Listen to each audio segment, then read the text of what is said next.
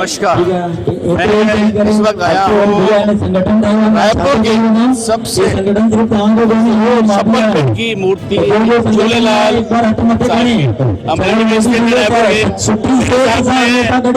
आज इस मीडिया के पत्रकार राकेश ढेंगवानी जी है। राकेश ढेंगवानी जी, ये युवा शक्ति वाला जो प्रोग्राम कर रहे हैं युवा शक्ति द्वारा, उसके बारे में क्या कहेंगे आप? सिंधी युवा शक्ति सिंधी समाज के युवाओं को एकजुट करने के लिए संस्था का संगठन किया गया है। सिंधी समाज के लोग व्यापार में ज्यादा जुड़े रहते हैं, इसलिए अब उनको व्यापार से थोड़ा बाहर लाकर समाज और धर्म की एकता के लिए एकजुट होना बहुत जरूरी है। उसी के लिए हमने इस संस्था का गठन किया है, जिसे विक्रम केवलानी वाधवानी जैसे लोगों ने, हिंदूवादी लोगों ने जोड़ा है।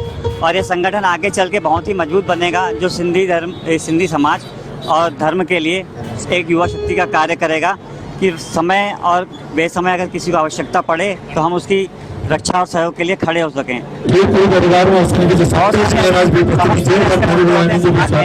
अकेला व्यक्ति लड़ नहीं पाता, उसको एक संगठन और एकता की जरूरत होती है। ऐसे में इस संगठन से अभी 200 लोग जुड़ चुके हैं और हजारों की संख्या में लोग धन्यवाद। आप सुन रहे थे माजिस मीडिया के संपादक राकेश ढेंगवानी से।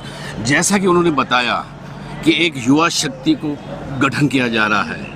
सिंधी समाज की युवा शक्ति हजारों की तादाद में इस युवा से जुड़ रहे हैं। मैं कैमरामैन को बोलूँगा कि पीछे पूरा कैमरा दिखाएगा युवा कितने लोग खड़े हुए हैं।